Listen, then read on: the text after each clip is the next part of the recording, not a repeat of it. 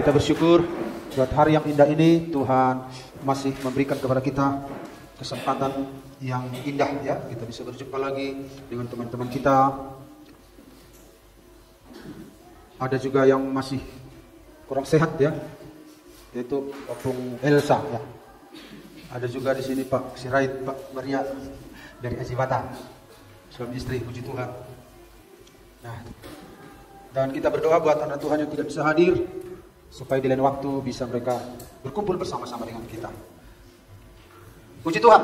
Haleluya. Mari kita langsung saja lihat firman Tuhan Ibrani 4 ayat 14 sampai 16. Ibrani 4 ayat 14 sampai 16. Mari kita baca bersama-sama ayat ini. Ibrani 4 ayat 14 sampai 16. Hitungan yang ketiga kita baca bersama-sama. 1, 2, 3. Karena kita sekarang mempunyai imam besar agung yang telah melintasi semua langit, yaitu Yesus, Anak Allah. Baiklah kita teguh berpegang pada pengakuan iman kita. Sebab imam besar yang kita punya bukanlah imam besar yang tidak turut merasakan kelemahan-kelemahan kita. Sebaiknya sama dengan kita, ia telah dicobai, hanya tidak berbuat dosa. Sebab itu, marilah kita dengan penuh keberanian menghampiri tahta kasih karunia, supaya kita menerima rahmat dan menemukan kasih karunia untuk mendapat pertolongan kita pada waktunya. Haleluya. Nah, 2 minggu berturut-turut kita sudah membahas ayat yang ke-16 tentang tahta kasih karunia. Nah, sekarang kita lihat lebih jauh lagi, mengapa kita didorong untuk menghampiri Tuhan tanpa takut. Jadi tema firman Tuhan di sini adalah menghampiri Allah tanpa rasa takut. Amin. Menghampiri Allah tanpa rasa takut. Kalau kita lihat Ibrani 4 ayat 14 di atasnya, Ibrani 4 di atasnya ada, kita lihat dulu.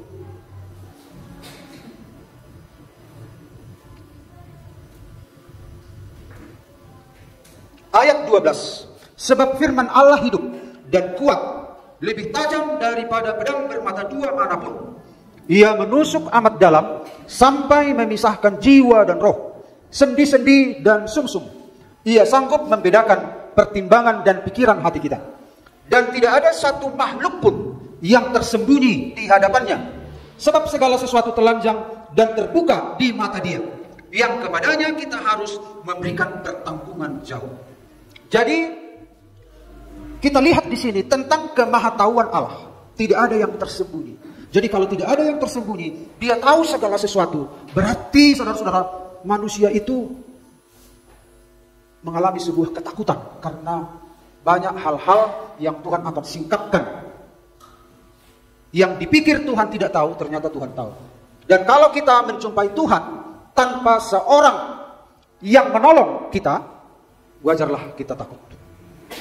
Nah, tetapi saudara-saudara, pada hari ini kita mendengar firman menghampiri Allah tanpa rasa takut. Maksudnya di sini tanpa intimidasi, tanpa tekanan. Ada ayat lain yang mengatakan takutlah akan Tuhan. Nah, maksudnya di situ adalah hormat akan Tuhan. Di satu sisi kita diminta takutlah akan Tuhan. Takut akan Tuhan di situ adalah sebuah tindakan penuh penghormatan kepada Tuhan karena siapa Dia. Tetapi konteksnya di sini adalah tanpa rasa takut, artinya tanpa tekanan, tanpa intimidasi. Karena sebelum orang percaya kepada Yesus, manusia mengalami ketakutan karena tidak ada penyelesaian. Nah, mari kita lihat lewat ayat ini Bapak Ibu, apa yang menjadi dasar kita, dasar orang percaya menghampiri Allah tanpa rasa takut. Ayat ini akan memberitahukan kepada kita dasarnya kita menghampiri Allah tanpa rasa takut. Mari kita langsung saja melihat Bapak Ibu bagian yang pertama. Karena kita sekarang mempunyai imam besar agung yang telah melintasi semua langit, yaitu Yesus Anak Allah. Baiklah kita teguh berpegang pada pengakuan iman kita. Jadi yang pertama kita lihat di sini, kita mempunyai Yesus Kristus sebagai imam besar agung. Itu dasar kita. Tidak perlu takut menghampiri Allah. Nah, sekarang kita mau melihat apa arti imam. terlebih imam besar, terlebih imam besar agung. Wah, jadi berapa kali lipat itu? Imam besar agung. Nah, imam itu tugasnya pengantara antara umat dengan Allah. Beda imam dalam arti agama tetangga kita. Imam menurut tetangga kita adalah pemimpin ibadah. Bagaimana cara ibadah? Geleng ke kiri, geleng ke kanan, pakai jari dan lain sebagainya. Dia ada di depan. Nah, itu pemimpin ibadah. Tetapi imam di dalam Alkitab Perjanjian Lama tidak sekedar pemimpin ibadah, tetapi membawa korban, mendamaikan antara umat dengan Tuhan, melunakkan hati Tuhan. Karena umat ini berdosa, maka imam itu tugasnya membawa korban untuk melunakkan hati Tuhan. Makanya kalau dalam sebuah keluarga disebut imam, kepala rumah tangga imam, baik dia laki-laki maupun perempuan, dan pada akhirnya semua orang percaya adalah imam. Jadi tidak ada istilah dalam kekristenan, mau kau jadi imamku? Enggak ada. Itu kan istilah yang sering kita dengar. Jadilah imamku. Nah, dia nggak mengerti tentang imam. Imam itu artinya membawa korban, mendamaikan antara umat, mendamaikan keluarga dengan Tuhan. Sama seperti Ayub yang mempersembahkan korban, mana tahu anak-anaknya ini berdosa supaya hati Tuhan dilunakkan, begitu. Itu dalam Perjanjian Lama. Nah, itu konteksnya imam-imam. Bagaimana kalau imam besar? Imam besar itu hanya satu, yaitu imam besar Harun. Kalau dia mati, dia diganti. Dan dia masuk ke dalam ruang Maha Kudus sekali setahun untuk mewakili umat Israel. Itu imam besar saja harus masuk sekali setahun. Orang Israel nggak bisa. Nah, jadi dalam konteks Perjanjian Baru semua orang percaya imam. Bisa kita membawa korban kepada Tuhan. Makanya imam itu harus ada pengorbanan. Ya, imam itu bicara tentang pengorbanan. Tetapi di dalam Perjanjian Baru kita mempunyai penggenapan imam besar agung. Wah. Kenapa dia disebut imam besar agung? Padahal agung itu kan besar. Imam besar, nah gitu. Imam besar, imam besar agung, imam besar mulia. Mengapa Yesus disebut imam besar agung? Karena kita lihat di sini Bapak Ibu, dasar sebutan imam besar agung bagi Yesus adalah karena Yesus melintasi semua langit, ya. Imam besar kita itu melintasi semua langit. Kan hebat ini Tuhan kita. Kalau imam besar di dunia ini apa? Kerjanya apa? Unjuk rasa, provokasi, ya kan? Imam besar kita ini bukan itu kerjanya. Dia berkorban. Imam besar ini lintas alam. Imam besar ini lintas dimensi. Siapa yang bisa menandingi imam besar kita ini? Melintasi dimensi ruang dan waktu. Jadi langit ini menurut Rasul Paulus ada 3 level, ya. Ada levelnya yang ada atmosfernya. Betul ya? Betul Pak? Harus cek dulu. Ada di atasnya hampa udara. Kemudian di atasnya lagi. Juru selamat kita melintasi itu. Itu masih level natural, alam semesta. Belum lagi level dimensi, ruang dan waktu, alam roh. Alkitab mengatakan, dia adalah, nah sebaiknya kita baca ini, kalau bisa seorang anak Tuhan membaca, 1 Timotius 6 ayat 16 ya. Jadi bicara tentang Yesus Kristus ini ya, gak habis-habis ya. Kadang saya merasa, Tuhan bagaimana menyampaikan keajaiban dirimu ini, kayak gitu. 1 Timotius 6 ayat 16 silakan, dengan suara yang keras, karena ayatnya ini dahsyat ya. Ya. Iya.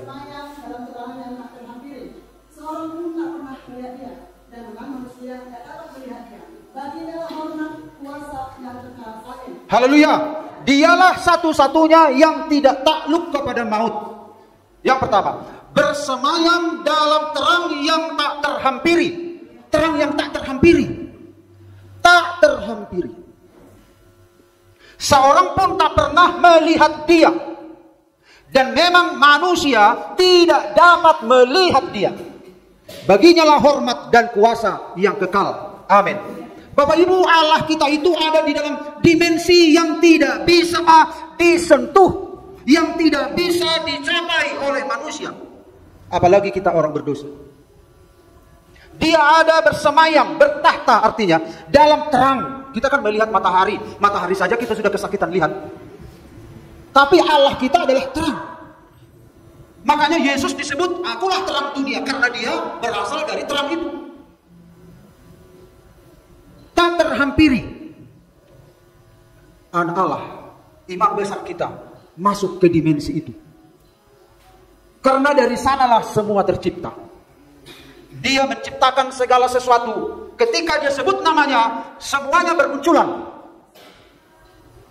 Ini semua dulu belum ada. Yang ada adalah aku ada, yang aku ada. Dialah yang benar-benar ada. Dari dialah semuanya muncul lewat firman-Nya. Dan Yesus, imam besar agung, melintasi segala itu untuk apa? Mendamaikan kita dengan Bapa surgawi. Itu alasan mengapa dia disebut imam besar agung. Jadi Tuhan sesembahan kita, levelnya itu level tingkat tinggi, ya, bukan level-level apa ya tentang hal-hal jasmani, enggak. Kemudian kita lihat Bapak Ibu, Yesus disebut imam besar agung karena apa? Yesus adalah anak Allah. Yesus adalah anak Allah. Jadi saudara-saudara, apa kaitannya dengan kita? Kalau Yesus imam besar agung yang adalah anak Allah. Artinya kita punya hak istimewa. Kita diangkat menjadi anak Allah. Seperti Yesus diterima oleh Bapa. Barang siapa yang percaya kepada Yesus, dia diberi kuasa menjadi anak-anak Allah. Amin. Tidak dilahirkan oleh keinginan seorang laki-laki, tetapi dilahirkan dari atas. Makanya Yesus berkata, kamu harus dilahirkan kembali. Kata kembali itu artinya dilahirkan dari atas. Dilahirkan dari Allah. Manusia itu ditransformasi. Kita menjadi anak Allah. Jadi imam besar kita disebut imam besar agung karena imam besar kita adalah anak Allah sendiri.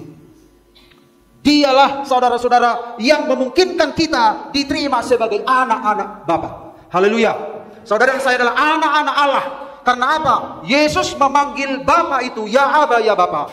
Tetapi Yesus Kristus menyuruh rohnya ke dalam hati kita supaya barang siapa yang percaya kepadanya bisa memanggil Allah itu ya Aba ya Bapa. Sehingga kita tidak perlu takut lagi menghampiri Allah yang penuh kesucian itu, yang adalah api yang menghanguskan itu. Tidak ada sedikit dosa pun yang dikompromikan di hadapan Allah yang suci. Dia harus mati, tetapi Yesus Kristus datang menjadi imam besar kita, menyerahkan dirinya bagi kita, memberikan kuasanya bagi kita, supaya kita bisa menyebut Allah itu Bapa kita. Amin. Itulah imam besar yang kita punya.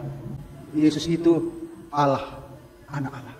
Ketika Yesus berkata, saudara-saudara, di hadapan orang Israel, dosamu sudah diampuni. Orang Israel mendengarkan, yang bisa mengampuni dosa adalah Allah. Kenapa engkau berkata dosamu sudah diampuni? Emangnya kau siapa? Ketika orang Yahudi menilai Yesus, mengklaim Yesus sebagai anak Allah, itulah penyebabnya dia disalibkan. Saudara-saudara, kita punya imam besar yang agung yang mengantarai kita. Kemudian saudara-saudara, dasar sebutan imam besar agung bagi Yesus adalah Yesus dasar iman yang teguh. Dia pantas menjadi pijakan iman kita. Kita bisa hidup dengan kepastian, bukan keraguan. Orang mendasarkan imannya di atas ketidakpastian. Orang mempercayai Allah, tetapi Allah yang disembah tidak pernah nongol, tidak pernah menunjukkan diri. Orang yang Allah yang benar-benar ada harus bisa menunjukkan diri. Itu yang sedang dipahami oleh agnostik, yaitu mereka tidak percaya kepada Allah karena apa? Karena kalau dia benar-benar ada, dia harus menunjukkan dirinya.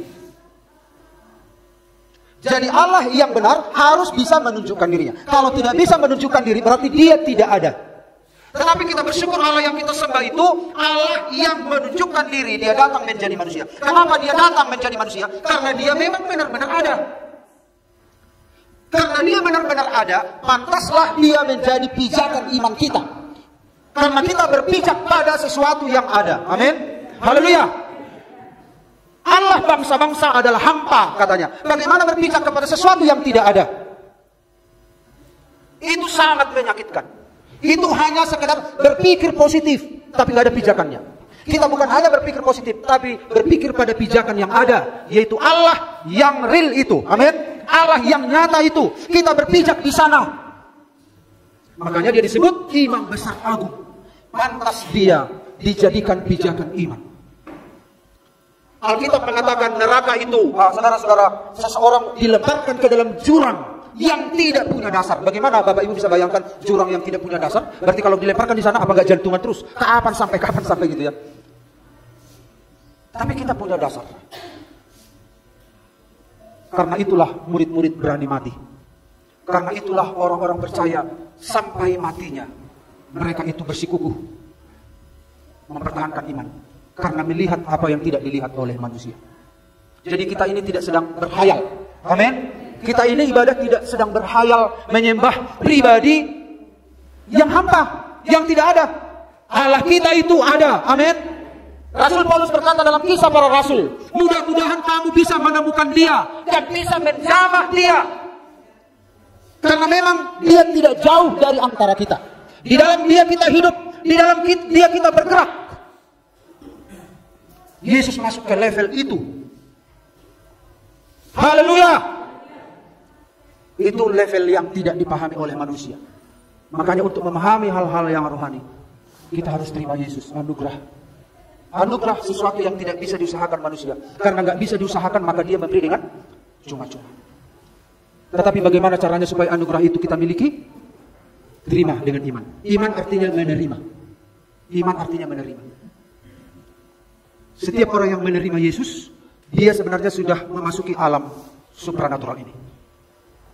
Tanpa dia sadari, dia sudah memasuki alam itu. Karena hanya Yesus yang menjadi pintu bagi kita, akses bagi kita untuk memasuki alam yang baru itu.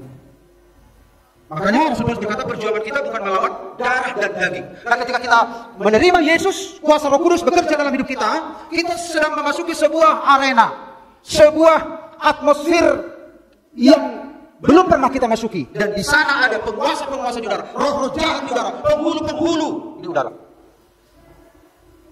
Tetapi kenakanlah seluruh perlengkapan senjata Allah. Perlengkapan senjata Allah. Allah yang memberikan perlengkapan itu. Perlengkapan duniawi tidak bisa untuk menaklukkan kuasa itu. Semuanya harus dari Allah. Perlengkapannya harus dari Allah. Dilahirkan dari Allah. Haleluya. Semuanya harus dari Allah. Makanya kita bersyukur saudara-saudara. Percaya kepada Yesus Kristus. Kita menerima harta yang paling indah. Luar biasa. Yang tidak dipahami oleh manusia. Di mana manusia hanya sibuk memikirkan, tersita semua energinya hanya untuk mementingkan kehidupan duniawi. Walaupun itu penting. Tetapi betapa pintarnya iblis menyita semua pikiran, semua tenaga, supaya semua tersedot ke sana dan kita asik di sana. Kita menghabiskan hari kita di sana dan kita melupakan apa yang Yesus kerjakan dalam kehidupan kita. Padahal itu semua hanya singkat waktunya. Berapa lamalah kita hidup di dunia ini? Kita mempunyai seorang imam besar agung yang mendamaikan kita. Tidak ada kata lain lagi yang bisa diucapkan. Dia sudah mengucapkan dengan kata-kata. Dan dia juga sudah melakukan dengan aksinya. Dia sudah memberikan putranya. Dia memberikan kebenaran. Dia memberikan rohnya. Dan dia berjanji, ketahuilah, aku menyertai kamu senantiasa sampai akhir zaman. Tidak ada perkataan, perjanjian, janji-janji yang disembunyikan Tuhan untuk anak-anaknya. Semua disampaikan kepada kita supaya kita teguh di dalam iman. Supaya kita berani menghampiri Bapa yang suci itu dengan Yesus Kristus, anugerah terbesar yang Dia berikan kepada kita. Amin, Bapak Ibu. Yang kedua, mengapa kita punya keberanian menghampiri tahta kasih karunia. Sebab imam besar yang kita punya bukanlah imam besar yang tidak dapat turut merasakan kelemahan-kelemahan kita. Yang kedua adalah kita mempunyai Yesus Kristus yang turut merasakan kelemahan kita. Turut merasakan, dalam bahasa Yunani simpateo. Dari kata itu muncul kata simpati. Simpati artinya merasakan bersama, menderita bersama. Dia merasakan apa yang kita rasakan. Tidak seperti kata simpati yang kita ucapkan kepada orang-orang, turut bersimpati. Tetapi hanya itu hanya sebuah kata-kata. Tetapi Yesus benar-benar menderita bersama. Sekalipun dia sudah ada di dalam kerajaan surga, dia ada bersama, mengalami apa yang dialami oleh orang-orang percaya. Mari kita lihat di dalam Kisah Rasul 9 ayat 1-5. Tolong dibaca dengan suara yang keras.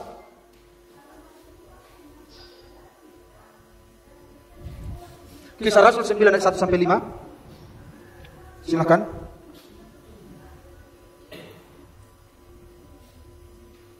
Ada kan Kisah Rasul 9? Kisah Rasul 9 ayat 1-5. Sementara itu berkobar-kobar hati Saulus untuk mengancam dan membunuh murid-murid Tuhan.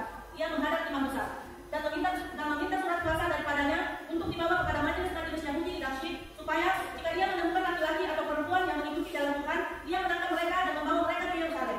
Dalam perjalanannya ke Damsyik, ketika dia sudah dekat kota itu, tiba-tiba cahaya memancar dari langit mengelilingi dia. Ia membangun ke kanan dan terdengarlah olehnya suatu suara yang berkata kepadanya, "Saulus, Saulus, mengapakah engkau menganiaya aku?" Jawab Saulus, "Siapakah engkau Tuhan?" Katanya, "Akulah Yesus yang kau aniaya itu." Iya, terima kasih. Kita lihat Bapak Ibu, Yesus sudah ada di surga. Tetapi secara roh, Yesus ada bersama dengan orang-orang percaya. Saulus sebelum dia menjadi Paulus, dia berkobar-kobar hatinya untuk membunuh orang-orang percaya. Karena Saulus berpikir, itu adalah pembelaan atas nama Allah. Jadi ada orang yang membunuh orang Kristen dengan alasan membela nama Allah. Sama seperti Saulus. Tetapi apa yang terjadi? Dalam perjalanannya ke Damsyik, ketika ia sudah dekat kota itu, tiba-tiba cahaya memancar dari langit mengelilingi dia. Cahaya dari langit mengelilingi dia. Bukankah tadi dalam 1 Timotius Allah itu bersemayam dalam terang yang tak terhampiri? Ini bukan cahaya matahari, karena memang Allah itu adalah terang. Cahaya. Akulah terang dunia, akulah cahaya dunia. Dan datang kepada Paulus, memancar dari langit mengelilingi dia. Ia rebah ke tanah dan kedengaranlah olehnya suatu suara yang berkata kepadanya, "Saulus, Saulus, mengapa engkau menganiaya aku?" Yesus berkata, "Mengapa engkau menganiaya aku?" Padahal yang dianiaya adalah orang-orang Kristen. Itu menyatakan bahwa Yesus ada di dalam setiap orang percaya. Lalu Saulus berkata, "Siapa engkau Tuhan?" Katanya, "Akulah Yesus yang kau aniaya itu." Bapak Ibu perhatikan betapa menyatunya gereja dengan Yesus. Betapa menyatunya orang percaya dan Yesus. Di sini dengan tegas dikatakan, "Akulah Yesus yang kau aniaya itu." Bapak Ibu bisa bayangkan betapa satunya, betapa manunggalnya antara Yesus dan gereja. Gereja itu adalah tubuhnya. Makanya penginjil berkata orang percaya itu adalah Yesus kecil yang ada di dunia ini. Makanya saudara tidak pernah sendiri kalau kita dengar firman Tuhan di ibadah rumah tangga. Dia adalah bapa bagi anak yatim. Dia adalah pelindung bagi seorang janda. Dialah yang memberikan rumah bagi orang yang sebatang kara. Artinya Tuhan tidak pernah membiarkan orang percaya sendiri. Amin. Saudara ada bersama dengan Tuhan. Tuhan tidak pernah meninggalkan saudara. Bukankah begitu tegas Yesus berkata, "Akulah Yesus yang engkau aniaya itu." Makanya saudara-saudara, satu waktu ada seorang anak kecil yang dihajar oleh bapaknya. Bapaknya memang belum bertobat. Anaknya tidak tahu apa-apa. Pulang dari gede dihajar anaknya ini. Akhirnya anaknya ini bertumbuh dewasa. Dan puji Tuhan anaknya ini percaya kepada Yesus. Dia menerima Yesus sebagai Tuhan dan Juru Selamat. Setelah dia menjadi remaja, dia ingin melayani. Ketika dia melayani, dia tidak bisa menyangkal luka-luka di dalam hatinya. Luka-luka di fisiknya sudah sembuh, tapi luka-luka di hati akan dibawa mati sementara dia melayani. Tapi ketika dia masuk kepada fiksi pelepasan, terbongkarlah semua. Ternyata dia hanya melayani sebatas, menyembah Tuhan hanya sebatas atap ini saja. Dia tidak bisa menembus lewat sampai ke langit. Lalu ketika dia didoakan, dia seperti bermanifestasi. Lalu selidik punya selidik, sang pendeta berkata, kenapa kamu demikian? Bukankah engkau seorang anak Tuhan? Bukankah engkau seorang pelayan Tuhan? Lalu dia berkata, aku benci kepada bapakku. Aku benci kepada ayahku. Ada apa dengan ayahmu? Pada waktu kecil, aku disiksa. Aku dianiaya.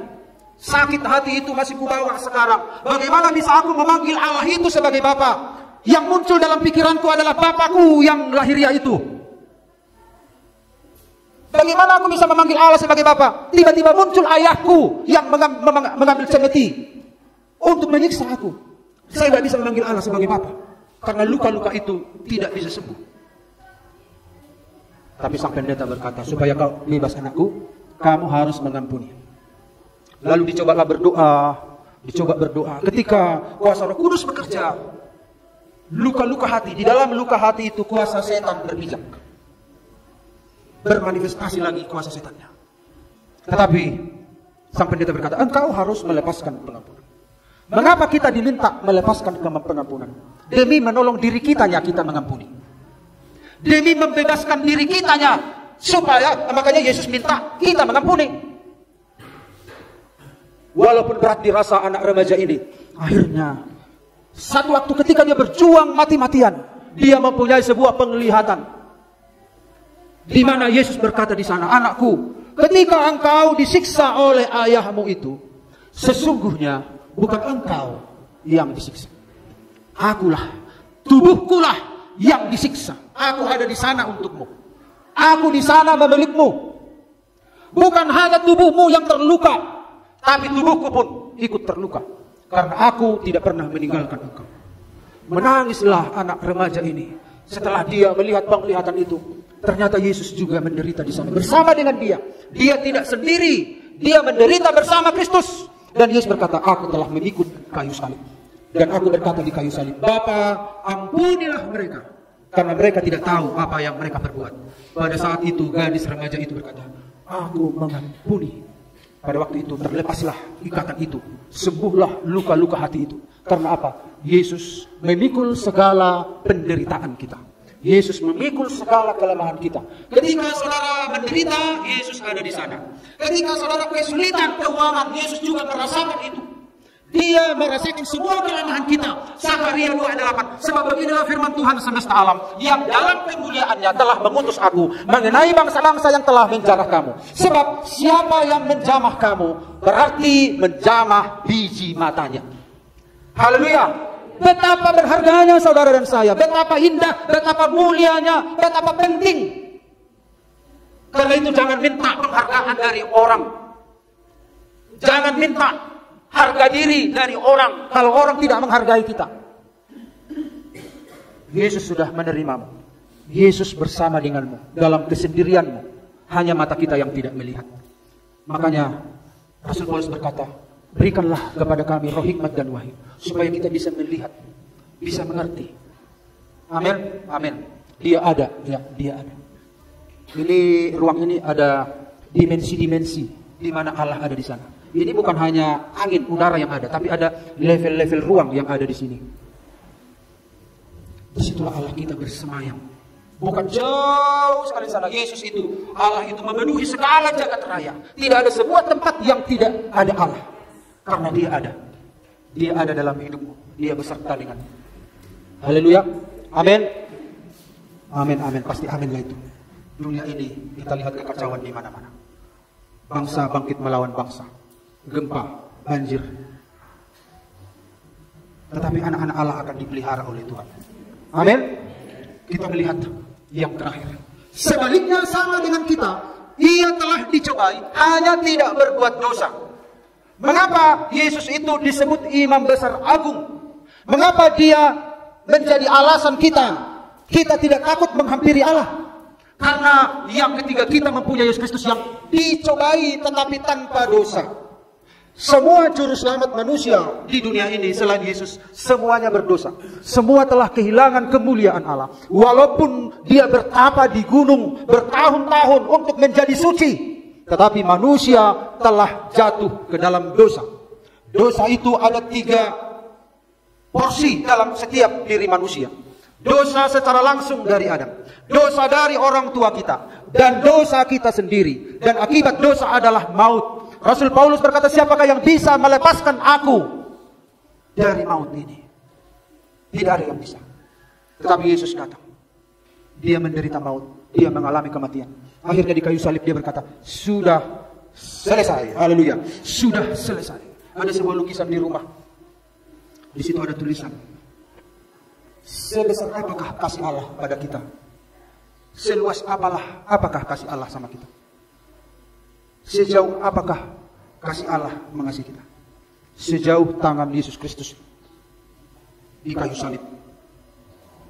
Yesus Kristus digantung di kayu salib begini, itu menunjukkan sejauh itulah kasihnya kepada kita. Amin. Tangannya terbuka kepada kita. Tangannya terbuka menunggulah. Tangannya terbuka. Dia merentangkan tangannya untuk menunjukkan bahwa pintu rahmatnya terbuka bagi kita. Sebelum kita meninggal dunia, datang kepada Yesus. Jumpai dia. Di dalam Yesus kita mendapatkan semua apa yang kita butuhkan. Amin Bapak Ibu. Artinya apa ini Bapak Ibu? Relevansi Yesus tanpa dosa bagi kita. Yesus yang tanpa dosa menjadi juru selamat yang sah. Apa kaitan Yesus tanpa dosa bagi kita? Dia menjadi juru selamat. Bagaimana kita bisa diselamatkan seseorang kalau sang juru selamat itu berdosa? Kalau sang juru selamat kita berdosa, juru selamat saja disingkirkan Allah, gimana kita mau selamat? Tetapi juru selamat kita tanpa dosa. Makanya dia menjadi juru selamat kita. Juru selamat kita menjadi korban, menjadi pendamai. Lalu kaitan Yesus tanpa dosa bagi kita. Yesus yang tanpa dosa menjadi teladan kemenangan atas cobaan. Artinya sang juru selamat kita ini menjadi teladan. Maka sang pengikutnya pun bisa memiliki sebuah patron untuk hidup benar.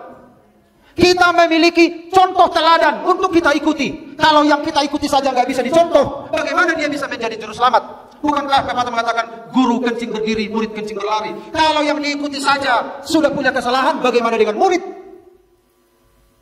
Makanya Yesus tanpa dosa, dia bisa menjadi teladan yang bisa kita contoh. Ada patron yang hidup. Dialah hukum Taurat yang hidup. Dia bukan hukum Taurat yang mati. Kami baru menonton sebuah film tentang kisah murid-murid Yesus. Apa judulnya ya nih? The Chosen.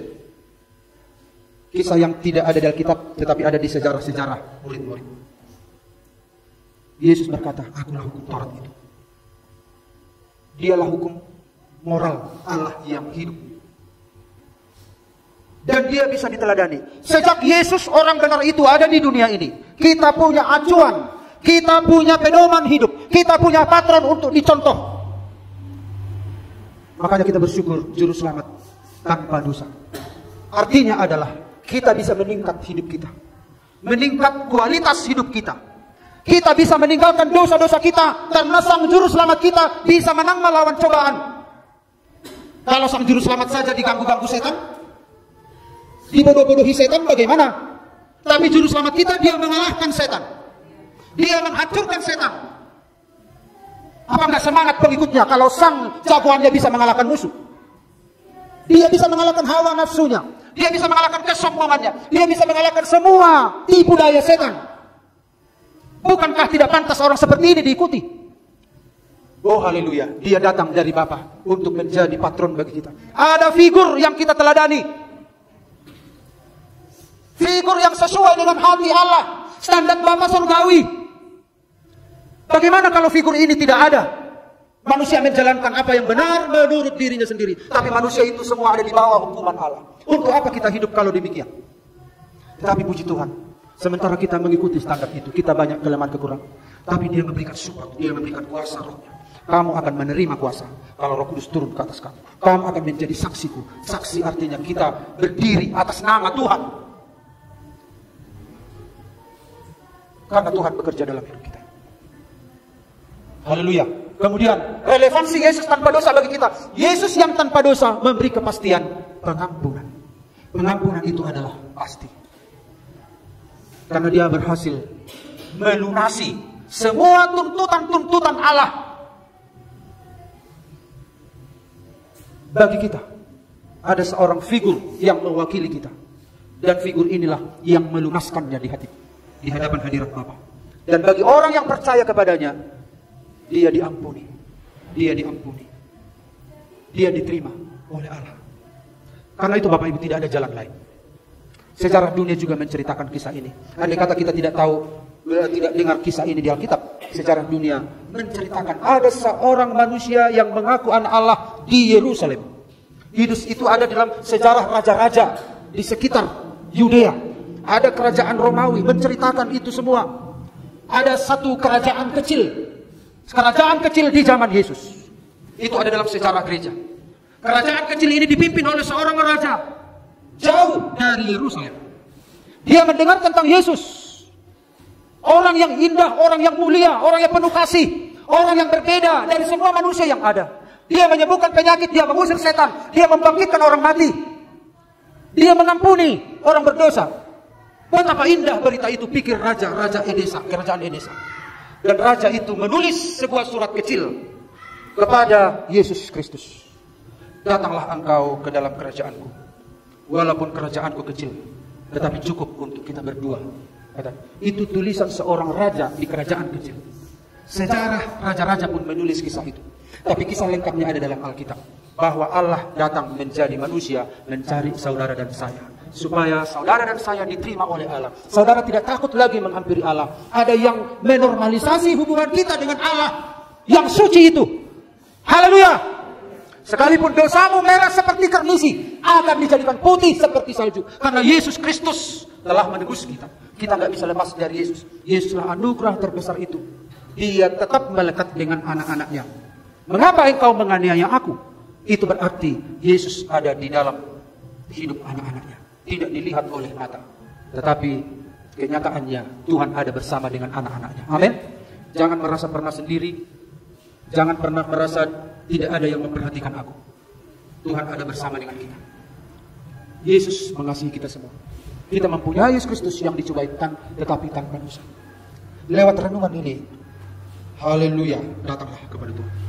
Jangan takut. Jangan takut. Datang. Dialah jawaban kita. Dialah jawaban kita. Tidak ada lagi jawaban di dunia ini. Dia yang melintasi segala ruang dan waktu. Dia mengasihi kita. Dia akan memulihkan, dia akan menjamah. Dia akan memberikan semua kebutuhan-kebutuhan di dalam jiwa kita. Dialah dia diam di dalam ruang hati kita. Dialah dia bekerja dalam hidup kita. Amin. Haleluya, haleluya. Mari teman musik silakan datang ke depan. Mari kita nyanyikan sebuah nyanyian.